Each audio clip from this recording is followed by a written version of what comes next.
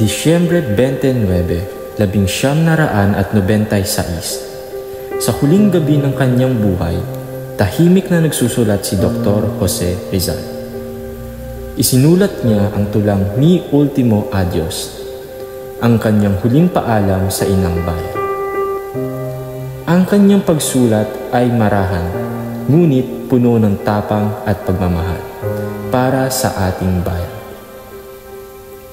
Matapos niyang isulat ito, marahan niyang itinago ang tula sa loob ng isang maliit na kalan ng alak. Isang lihim na regalong magdadala ng kanyang mensahe sa kasaysayan. Tumating ang pamilya ni Rizal upang siya'y makita sa huling pagkakataon. Lumuhod si Rizal sa harap ng kanyang ina na si Doña Teodora Alonso at buong kababaang loob na humingi ng tawad.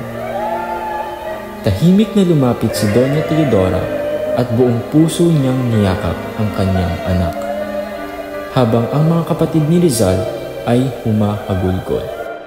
Ibinigay niya sa kanila ang ilang alaala, ang kanyang imitasyon of Christ na aklat, ang maliit na kalan ng alak, at ang pares ng sapatos na ginagamit niya noon. Makalipas ang ilang oras, isang pari ang umalis at pinakita ang isang retraction paper. Isang dokumentong umano'y pinirmahan ni Rizal bilang pag-urong sa musonarya at pagbalik sa pananampalatayang Katoliko. Ngunit hanggang ngayon, nananatiling mainit ang pagtatalo ng mga historiador. Nanatiling palaisipan kung tunay nga bang pinirmahan ni Jose Rizal ang dokumentong sinasabi nilang retraction. Matapos ang naging issue sa retraction, pinayagan si Rizal na pakasalan ang kanyang kasintahan na si Josephine Bracken in articulo mortis o sa oras ng kamatayan. Tahimik ang seremonya. Ang tanging maririnig lamang ay ang tibok ng kanilang puso. Dalawang kaluluwang nagtagpo sa gitna ng paligsahan at pamamalakad.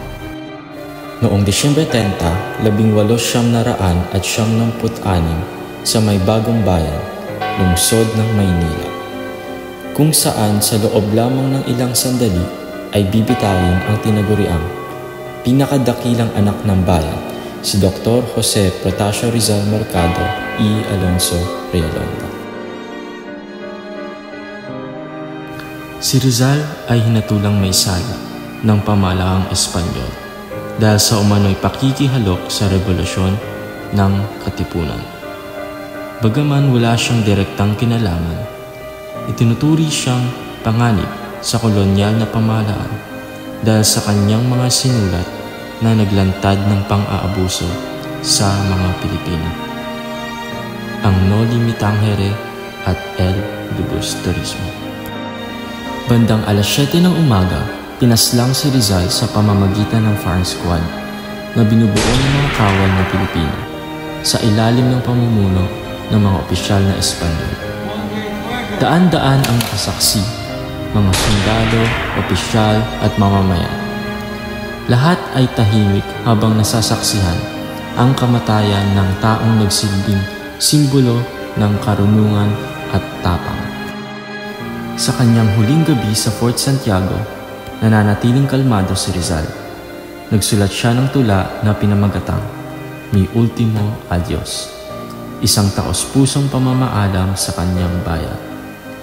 Ipinakita niya ang di matitinag na pagmamahal sa Pilipinas hanggang sa kanyang huling sandali. Si Rizal ay maaaring pinatahimik ng mga baril noong umagang iyon, ngunit ang kanyang mga salita ay patuloy nagbibigay inspirasyon sa bawat Pilipino.